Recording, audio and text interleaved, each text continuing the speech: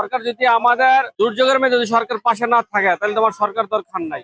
Fortunate আমরা হাইটে হাইটে যাইতে পারতেছি। চিটাগাঙ্গে গেলে তো মেবি সাঁতার কাটতে হতো। হ্যাঁ, এই জলাবদ্ধতার জন্য একটু বৃষ্টি হলেই সময় মতো বাস পাই না। বাংলাদেশের ড্রেনেজ সিস্টেম আমাদেরকে ঠিক করতে হবে।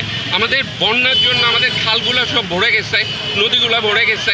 এখন আমাদের হলো গিয়ে ঢাকাতে সামান্য কিছু বৃষ্টি হয়েছে, কালকে কিন্তু অত একটা বৃষ্টি হয় নাই। আমাদের যদি চিটাগাঙ্গের মতো অবস্থা হয় সাঁতার কাটতে হবে।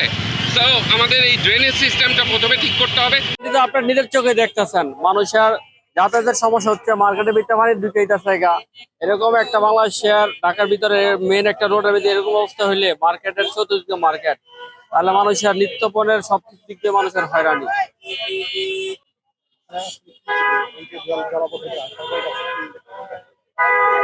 সরকার তো আমাদের দিয়ে সরকার সরকার যদি আমাদের দুর্যোগের মধ্যে যদি সরকার পাশে না থাকে তাহলে তোমার সরকার দরকার নাই। সরকার আমাদের কোন জায়গায় সমস্যা আছে সরকার এগুলাই ধরে তুলতে হইবে, সমস্যা সমাধান করতে হবে। আর যদি সরকার না পারে তাহলে সরকার মানে ব্যর্থতা, আমাদের দুর্ভাগ্য।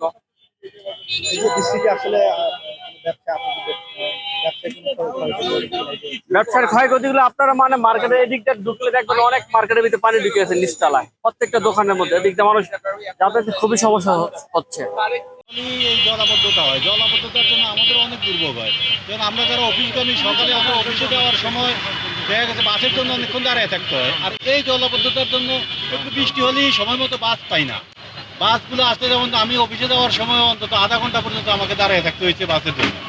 আবার অফিস থেকে এখন ফেরার পথেও আমি 27 নম্বর আধা ঘন্টা দাঁড়িয়ে রয়েছি বাস পাইলে। এই জলাবদ্ধতা দূর করার জন্য সরকারের অনতিবিলম্বে এর দিকে দৃষ্টি দেওয়া উচিত, মানুষের এই দুঃখ লাঘব করার জন্য। সরকার কিভাবে এই জলাবদ্ধতা, দেখেন এই নিউ মার্কেটের ভিতরে পানি ঢুকে গেছে, এখানে যে ক্রেতাদেরও সমস্যা, যারা দোকানদার তাদেরও অনেক সমস্যা হইতেছে এই জলাবদ্ধতার জন্য। সরকারের এদিকে দৃষ্টি দেওয়া উচিত। Thank you.